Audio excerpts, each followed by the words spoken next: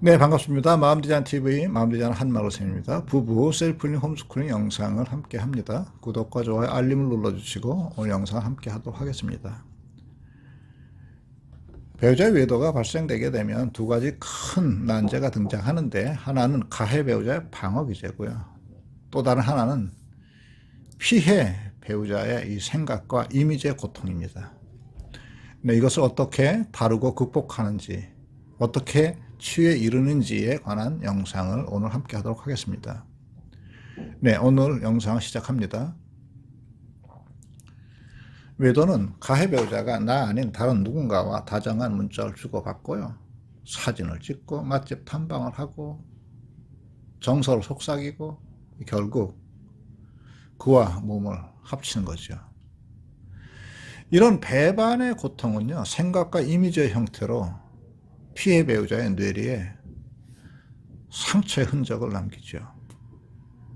네, 그들이 함께한 모든 순간이 그 이미지가 영원히 끝날 것 같지 않은 생각과 이런 형태로 피해 배우자를 고통스럽게 합니다.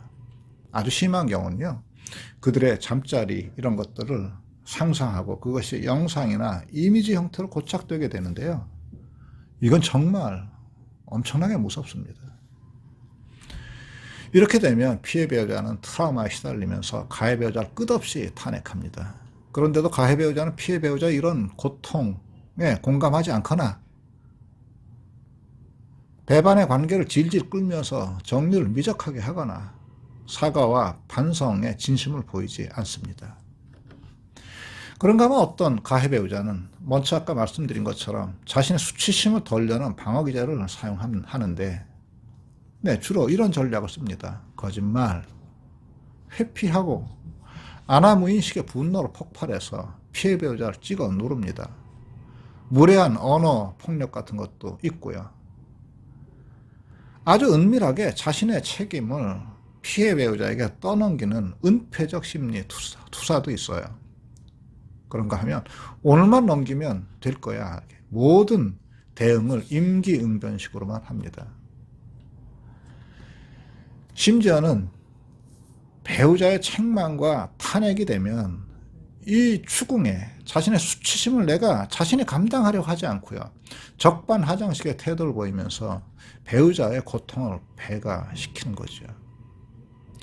자녀들 때문에 이혼하지 않으려는 피해 배우자의 약점을 짐작하고 이혼하겠다고 배우자에게 겁을 줍니다. 이런 과정이 끝없이 반복됩니다. 그러면서요, 서서히 외도의 갈등의 본질이 바뀌는 겁니다. 전쟁의 양상이 바뀌는 거예요. 처음에는 외도 자체를 추궁하다가 이 문제를 과정에서 주고받은 말, 감정, 태도, 행동, 이런 것들이 오히려 문제의 핵심이 됩니다. 그리고 이 문제를 극복하지 못하고 이혼하거나 이혼하지 않으면 너는 너, 나는 나, 이런 식의 피상적인 부부관계에 돌입하게 되는 거죠. 근데 이런 현상을 만드는 것 중에 하나는 가해 배우자 방어 기제가 있습니다.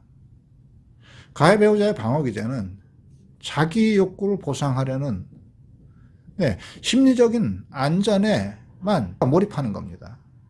수치심을 없애려는 자아의 보호 본능에서 오는 거죠. 그런데요, 방어 기제는 그 특성상 자신의 에고에만 집중합니다. 가해 배우자는 이 방어 기제가 작동할 때, 이때는 피해 배우자의 마음이 0.1%도 보이지 않습니다. 왜냐고요? 방어 기제는 자신에게만 집중하거든요. 이렇게 되면 피해 배우자는 억울한 마음이 들고 불쾌한 상상을 끝없이 이어갑니다. 그리고 저 사람 믿지 못하겠어, 진정이 없어, 진심이 없어, 이렇게 되는 거죠. 그래서요, 가해 배우자는요, 자신의 방어 기제를 먼저 좀 살펴봐야 합니다.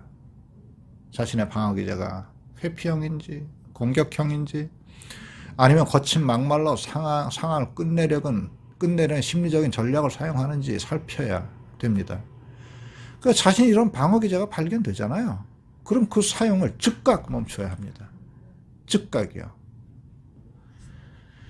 자기의 중심적인 내적 태도를 멈추고 배우자의 상처받은 마음을 공감하고 배우자에게 주목해야 합니다. 너만 괜찮으면 괜찮아 이렇게 피해 배우자가 변하기를 강요하지 말고요. 가해 배우자 먼저 자신이 변해야 하는 겁니다. 만약에 부부 문제가 이 문제에서 털컥 걸려있고 전혀 이 문제를 해결하지 못하고 갈등의 소용돌이가 이 문제가 핵심이라면 가까운 곳에서 상담을 꼭 받으시기를 강력히 권고합니다. 반면에요. 피해 배우자도요. 자신도 이 외도 문제를 다루는 방식 이런 거를 자신이 지금 이 문제를 다루는 방식과 다른 것이 없는지 한번 성찰해 보십시오.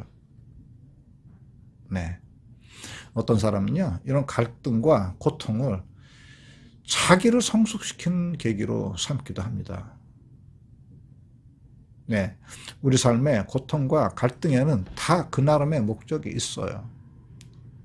어떤 이들은 갈등을 해결하는 방식으로 싸움을 선택하지만 어떤 이들은 지혜로운 이들은 고통과 갈등이 알려주는 삶의 진실, 자신의 진실 이곳에 주목하고 자신의 주체를 깨우는 이들이 있습니다. 어쩌면 고통은요. 이번 기회에 우리들의 주체를 발견하고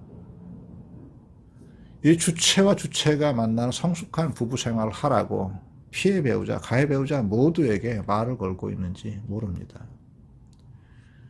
만약에 그 고통과 갈등에 들려주는 소리를 만약에 듣는다면 우리는 우리 자신의 주체적으로 사고하고 결정하고 우리 주체적으로 일상을 생기 있고 뜨겁게 만드는 이 주체의 생명력을 이번 기회에 솟아나게 할 수 있는 거죠. 외도의 피해 배우자는 외도라는 사실 때문에 고통을 당하는 게 아니라 사실은 그 사실을 받아들이는 관점과 생각 때문에 고통스럽죠. 외도의 피해 배우자가 자신의 주체와 외도에 관한 관점과 생각을 동일시하면 고통과 갈등이 찾아옵니다. 반면에 피해 배우자의 주체와 외도에 관한 관점과 생각을 분리해 놓으면 우리 주체는 곧 내 삶의 주인은 나의 주체는 나라는 것을 발견하고 우리 안에서 자유의 공간을 발견하게 되는 것이요. 고통과 갈등은 이런 식으로 우리를 한 단계 높은 곳으로 안내합니다. 피해 배우자를 위한 오늘의 무조건 따라하기입니다. 외도에 관한 생각과 이미지가 떠오르면요. 우선 그 생각과 이미지를 거리를 갖고 바라보십시오. 그 생각과 이미지를 억지로 없애려 하지 말고요. 그냥 멀리서 그 생각과 이미지를 바라보세요. 그리고 생각과 이미지에다가 명령해 보십시오. 말하라, 내가 듣고 있는 중이다. 이렇게 명령해 보십시오.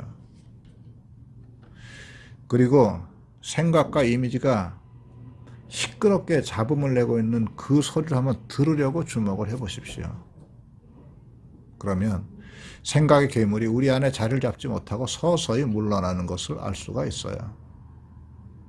잔잔해지는 거죠. 또 다른 방식 하나를 더 소개해 드리도록 하겠습니다. 먼저 자신의 주체에 주목을 하세요. 그리고요. 외도에 관한 생각이 없는 자신을 한번 상상해 보세요. 외도에 관한 생각과 이미지가 없는 자신을 상상해 보세요. 이 문제가 있기 전에 이 문제를 우리 안에서 경험하기 전에 우리 안에는 외도에 관한 생각과 감정이 없는 상태였습니다. 그때의 나를 상상해 보세요. 충분한 시간을 갖고 상상해 보십시오. 이렇게 우리의 내면에서 외도에 관한 내면의 생각과 이미지, 관점이 멈춘다면, 진정으로 멈춘다면 외도에 관한 모든 고통은 사라집니다. 그리고 편안하게 되는 거죠.